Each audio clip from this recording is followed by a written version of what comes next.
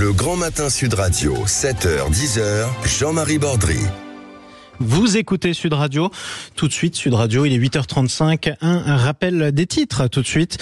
Je vous rappelle le nom notamment de l'homme le plus rapide du monde. C'est l'Américain Noah Lyles qui remporte l'épreuve reine du 100 mètres au Stade de France. 5 petits millièmes qui le séparent de ses poursuivants. C'est la course la plus serrée de l'histoire. Le tennisman le plus titré de l'histoire aussi, le Serbe Novak Djokovic. Il remporte l'or olympique au terme d'une finale ultra serrée contre l'Espagnol Alcaraz. Et puis le plus jeune médaillé des Jeux Olympiques, il s'appelle Félix Lebrun, il a 17 ans. Il remporte le bronze. C'était en tennis de table, c'était historique. Ça se passe en ce moment. Par ailleurs, les épreuves de triathlon, ça se passe notamment dans la Seine. C'est le relais mixte par équipe. On verra qui arrive en tête. Je vous rappelle par ailleurs que l'équipe belge a dû déclarer forfait suite à l'hospitalisation d'une de ses nageuses qui a manifestement contracté une bactérie lorsqu'elle nageait dans la Seine. On sera malheureusement amené à en reparler. Tout de suite, la parole à notre invité politique. Notre invité politique qui est Dominique Faure. Bonjour à vous et bienvenue sur Sud Radio. Vous êtes ministre radical Ensemble, c'est-à-dire vous faites partie de la majorité par définition. Vous êtes ministre délégué en charge des collectivités territoriales. Je vais vous proposer de rapprocher un tout petit peu votre micro, comme ça on vous entendra un petit peu mieux. Bienvenue à vous sur Sud Radio. Bonjour, merci. Alors vous êtes originaire du Lauragais, c'est pas très loin de Toulouse. Comment vous expliquez ce succès exceptionnel des Toulousains aux Jeux Olympiques? On peut le rappeler, Antoine Dupont, c'était du rugby à 7 au JO. Léon Marchand de la natation, on le présente plus. Et puis un boxeur, tiens, dont on va reparler parce que vous le connaissez et qui sera en finale. Comment vous expliquez le succès des Toulousains? En fait, Toulouse est une ville extrêmement sportive, historiquement, avec des écoles de sport dans les clubs extrêmement dynamiques. Et donc, c'est le pur fruit de l'histoire sportive de la ville, j'ai envie de dire. Alors justement, je parlais de ce boxeur qui va concourir en finale des moins de 63,5 kilos. Il s'appelle Sofiane Oumia. Vous le connaissez bien? Je le connais très bien. Il est venu sur ma ville, à mon invitation. Il est très impliqué dans l'intégration par le sport et il s'implique beaucoup sur la formation de la jeunesse, sur les valeurs du sport dans la jeunesse. Mais Sofiane combat en finale contre un Blagnaquais aux portes de Toulouse. Et on aura une médaille d'or et une médaille d'argent très locale. Ce sera formidable, en tout cas, et ça c'est important de le souligner. Un dernier mot à leur dire avant la finale?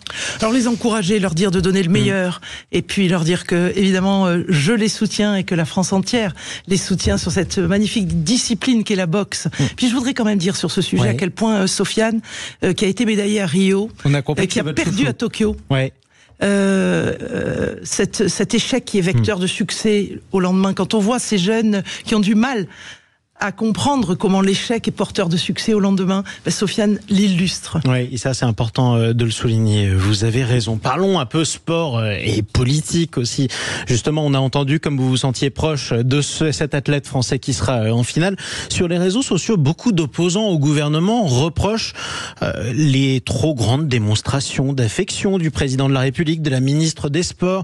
On accuse le président de la République de faire trop de câlins aux athlètes quand ils perdent ou quand ils gagne d'ailleurs.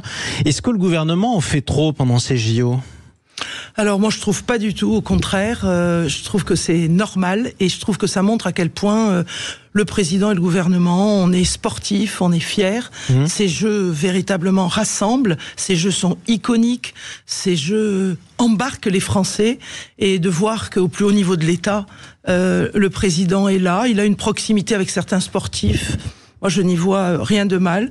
Je voulais simplement rappeler à quel point les présidents de la République, tous, étaient très présent des sportifs. Oui, on n'a pas vu forcément Jacques Chirac ou François Mitterrand, Jacques Chirac faire des câlins à Marie-Josée Pérec après sa course. Peut-être pas Marie-Josée Pérec, mais si, le président Chirac était avec beaucoup d'accolades avec certains sportifs pendant les JO. J'aurais aimé d'ailleurs que le sumo fasse partie des sports olympiques. Ça n'a jamais été le cas, malheureusement, pour l'ancien président corrézien. Parlons de ces JO. Vous êtes ministre vous-même en charge des collectivités territoriales. Parmi toutes ces collectivités territoriales, beaucoup de villes de campagne. Les JO, c'est beaucoup d'images iconiques, vous l'avez dit, mais on a l'impression que c'est beaucoup en ville. Où est la campagne dans ces JO ? Alors je pense simplement que la raison pour laquelle les JO se passent surtout en milieu urbain, c'est Paris, on est d'accord, mais quand même. Oui, et puis c'est aussi d'autres grandes villes comme Marseille, mais n'oublions pas les territoires et départements d'outre-mer malgré tout. Mais simplement, ça nécessite des infrastructures majeures, et je crois que quand même, nous avons là des ouvrages pour la plupart, ceux qui ont été nouvellement construits, qui vont servir par la suite. Donc entre autres la piscine, bien sûr. Et donc je trouve très intéressant que ces infrastructures ne soient pas perdues. En environnement plus rural, c'eût été difficile d'avoir une même densité d'usage par la suite. Effectivement, mais je disais ça aussi parce qu'on a eu des magnifiques épreuves de cyclisme avec des images sublimes sous la Tour Eiffel. Mais bon, le cyclisme, ça aurait pu être à la campagne par définition. On a des routes, c'est un équipement, ça aurait pu se faire. C'est dommage quand même, non ? Moi, je trouve que cette vision que vous portée de la belle ruralité qui est la nôtre, qui aurait pu être peut-être plus mise en valeur, elle s'explique par les raisons que je viens de vous donner. Alors, parlons notamment des dossiers que vous portez en tant que ministre. On va parler notamment de la revitalisation des commerces dans les centres-villes, des zones rurales. Alors, il y a une réforme qui est entrée en vigueur il y a un mois, c'est tout chaud. De nouvelles villes ont intégré un dispositif comme la ville d'Auch. C'est dans le Gers où on écoute Sud Radio sur le 102 FM. Concrètement, ça apporte quoi à une ville d'intégrer le plan France Ruralité Revitalisation ?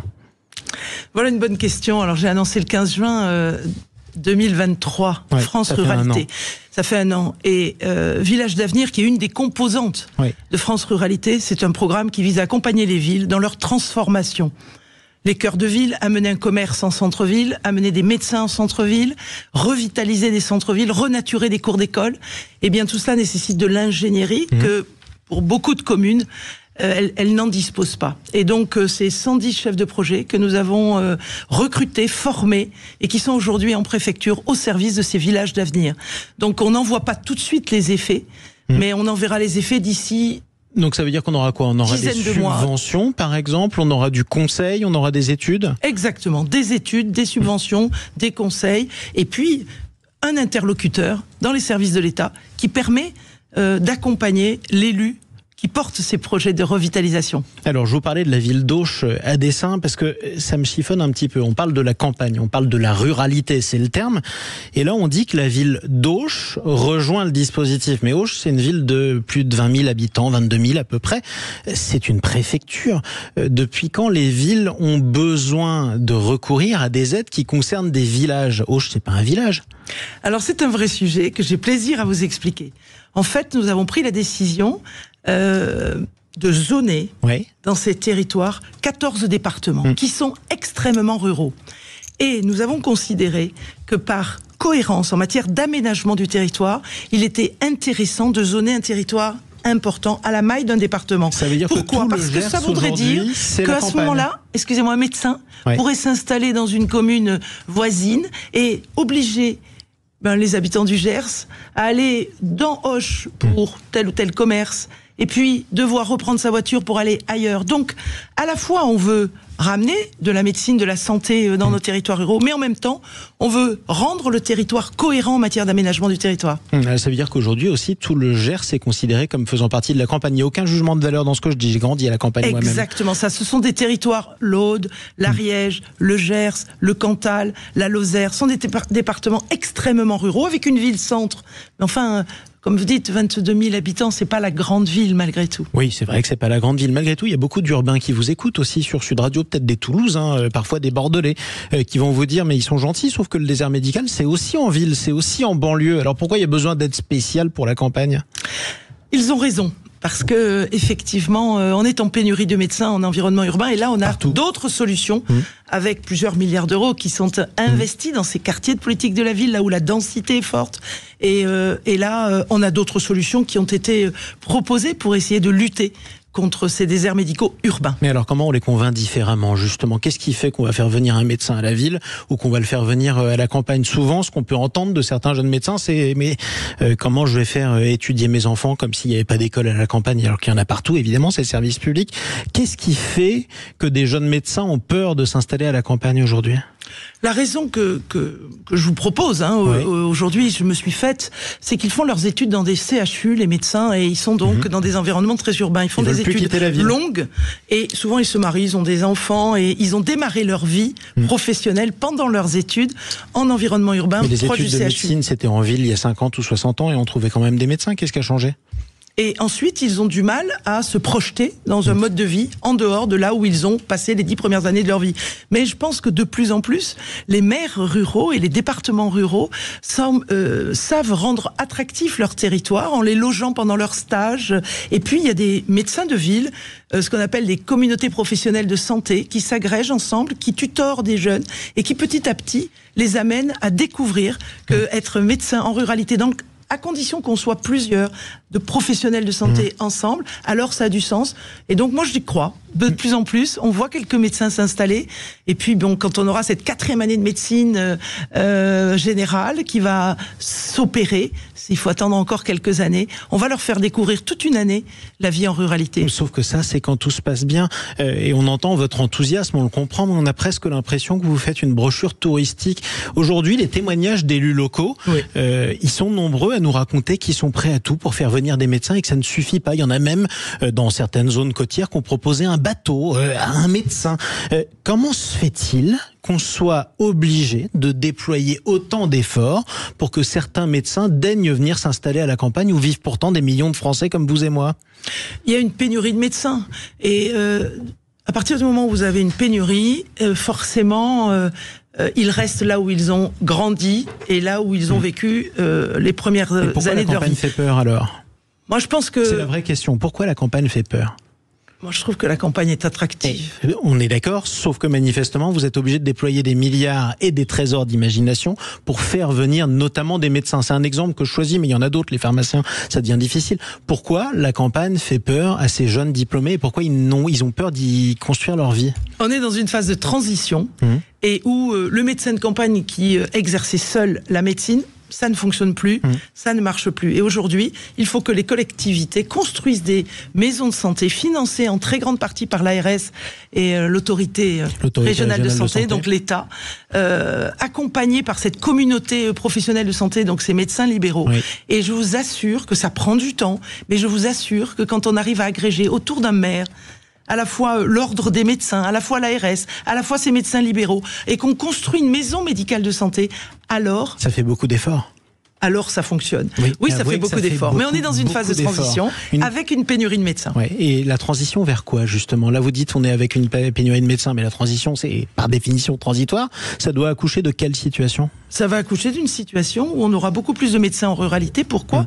Parce que le numerus clausus a été levé, qu'il va nous falloir quelques temps avant qu'on ait le nombre de médecins suffisant dans notre pays. Alors vivement que ça vienne, justement. Tiens, parlons un petit peu maintenant politique. Vous êtes non pas ministre de la Santé, on a beaucoup parlé des déserts médicaux parce que ça concerne les collectivités territoriales, mais parlons maintenant des élus. Les élus locaux, un certain nombre d'entre eux ont été élus députés il y a un mois et ils ont dû se séparer de leur mandat de maire à cause de la règle du non-cumul. Est-ce que vous regrettez l'existence de cette règle ? J'ai évolué dans ma pensée sur ce sujet. J'ai trouvé quand... En 2016, le président Hollande décide de ce non-cumul et on en voit les effets dès 2017 à l'arrivée du président Macron. J'ai trouvé que c'était une excellente décision parce que je suis une grosse bosseuse et je pense que quand on est maire, on peut pas tout faire. Souvent on est vice-président de son intercommunalité ou si on n'est pas vice-président, il faut s'impliquer dans son intercommunalité, on peut pas tout faire. Sauf que depuis 2 ans, je suis ministre, j'observe ce qui se passe et je pense qu'avoir une part de nos députés et de nos sénateurs qui puissent rester maires, ça aurait du sens. Parce que cet ancrage territorial, nos députés l'ont déjà, bien sûr. Mais le fait de ne pas être dans un conseil municipal et le fait de ne pas être en situation de gouvernance, eh bien, effectivement, mettre un tout petit peu... de possibilité de cumuler les mandats, 2 maximum, pourrait avoir du sens. Vous aimeriez que le prochain gouvernement, pourquoi pas, revienne sur l'interdiction du cumul des mandats ? À certaines conditions, oui. À certaines conditions, oui. Autre, réforme, cette serpent de mer qui a été fugacement évoquée par Emmanuel Macron. Rappelez-vous, c'était sa conférence de presse juste avant le premier tour des législatives. Il parlait du retour, pourquoi pas, de la réforme du conseiller territorial. En clair, on fusionne le conseiller départemental et le conseiller régional. Bon, finalement la majorité n'a pas été celle que vous auriez voulu avoir. Est-ce que malgré tout vous le souhaitez, cette réforme ? Cette réforme a du sens aussi. Ouais. Elle doit être travaillée. Elle vise à réduire le nombre d'élus locaux. Elle vise. Ça ne va pas leur faire plaisir. On n'est pas là pour faire plaisir, on est là pour être efficace. Enfermez-vous dans une pièce avec un conseiller régional et un conseiller départemental et expliquez aux deux qu'il n'y en aura plus qu'un à la fin de la réunion. Je pense que cette lisibilité, cette clarté que le président appelle de ses voeux pour que les Français, quand ils votent, sachent pour qui ils votent, pour quelle instance et pour quel pouvoir on donne à cette instance, je pense qu'elle a du sens. Et donc cette réflexion qui était conduite, aussi au travers de la mission qu'a conduite le député Éric Woerth, a du sens. Donc c'est vrai qu'elle mérite d'être poursuivie. Elle mérite donc d'être poursuivie, on verra ça. Justement, quel Premier ministre souhaitez-vous ? Alors moi, je milite pour un Premier ministre qui rassemble. Je pense que on a tout pour élargir ce bloc central. Et donc, je pense qu'il faut donner un signal et donc aller chercher un Premier ministre soit du centre-gauche, soit du centre-droit. Mais l'idée, c'est que, en fait, ce Premier ministre, il suscite le respect chez nos concitoyens. Est-ce que ce sera possible s'il s'appuie sur une majorité toute minoritaire qui en plus sera arrivée troisième, loin derrière les deux autres blocs au premier tour des législatives ? Ça va être difficile et c'est une décision difficile, c'est pour ça que le président de la République réfléchit. Oui, il faut trouver un Premier ministre qui arrive à former un gouvernement qui ne tombe pas à la première motion de censure. Et ça ne peut pas être un Premier ministre du Front populaire ? Pour vous. Alors, bon, je pense qu'on a tellement été mis en cause, alors qu'on avait près de 250 députés pendant 2 ans, en disant qu'on n'était pas légitime, qu'aujourd'hui, avec 190 députés, ils ne sont pas du tout légitimes non plus. Donc aujourd'hui, il faut être dans une majorité de projets. Il faut être rassembleur, il faut essayer de co-construire des politiques ensemble. Je pense que c'est ce qu'on est en train de faire. Sauf qu'avec encore moins de députés que dans la dernière législature, vous souhaitez quand même rester que le gouvernement reste au centre. Mais je souhaite que le gouvernement compose et aille chercher une majorité de projets avec à la fois des gens de droite, à la fois des gens de gauche. Eh ben on sera amené à en reparler, pourquoi pas avec Bien vous. sûr. Merci beaucoup Dominique Faure. Merci à vous. Je le rappelle, ministre radical délégué en charge des collectivités territoriales. Vous écoutez Sud Radio, il est 8h52 à suivre un peu de tourisme. Tiens, on va visiter dans nos beaux territoires de France. On va vous présenter les plus beaux détours de France. Ce sera avec notre chroniqueur Xavier Louis, c'est dans un instant. Sud Radio. Sud Radio, parlons vrai. Parlons vrai. Sud Radio. Parlons vrai.